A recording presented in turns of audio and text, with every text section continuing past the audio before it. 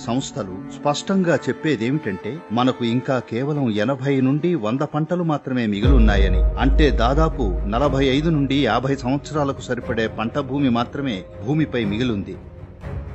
2045 కల్లా మన ప్రస్తుత ఆహార ఉత్పత్తి కంటే 40% తక్కువ ఆహారాన్ని ఉత్పత్తి చేస్తాం. అప్పటికి మన జనాభా 930 కోట్లకు చేరుతుంది. ఆహార కొరత అనేది రానున్న 25 ఏళ్లలో ఊహించరాని పర్యవసానాలకు దారితీస్తుంది. ఈ ఆహార కొరత వల్ల ప్రపంచమంతటా అంతర్యుద్ధాలు చెలరేగుతాయి. మట్టి అంతరించిపోతోంది. ఇదే ప్రస్తుతం మనం ఎదుర్కొంటున్న సమస్య. మట్టి ఎందుకు అంతరిస్తోంది? అది ఎటుపోతోంది? మన మట్టికి ఏం జరుగుతోంది? మనం అర్థం చేసుకోవాల్సిందేమిటంటే, మీరు ఇసుకకు సేంద్రియ పదార్థాన్ని కలిపితే ఇసుక మన్నుగా మారుతుంది. మీరు మట్టి నుండి మొత్తం సేంద్రియ పదార్థాన్ని తీసివేస్తే మట్టి ఇసుకలా మారుతుంది. సగటు వ్యవసాయ భూమిలో సేంద్రియ పదార్థం కనీసం 3 నుండి 6% మధ్యలో ఉండాలి. తక్కువలో తక్కువ 3% ఉండాలి.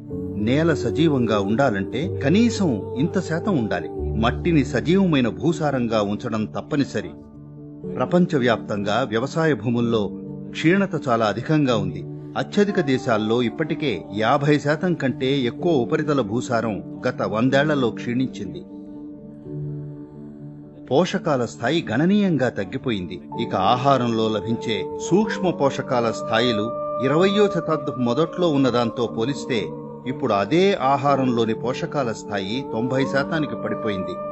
1920లో మీకు ఒక నారింజ పండులో లభించే పోషకాలు ఇప్పుడు 2020లో పొందాలంటే మీరు 8 నారింజల్ని తినాల్సి ఉంటుంది.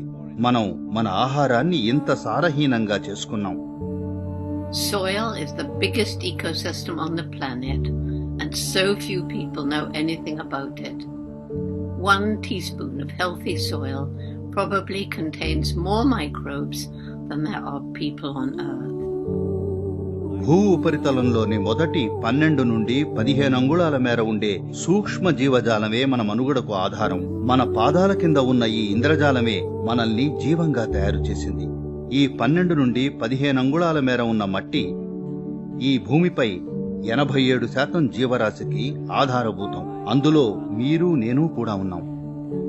We have to begin to recognize that what we call our soil, Mother Earth, is a living organism.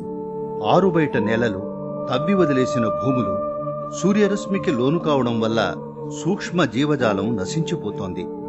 అందువల్ల దృష్టి వ్యవసాయం వైపు మళ్లాలి. నేలను సాధ్యమైనంత వరకు నీడలో ఉంచడంపై దృష్టి పెట్టాలి. గడ్డి, మొక్కలు, పొదలు, చెట్లు ఇలా ఏదో ఒకటి వేసి నీడలో ఉంచాలి.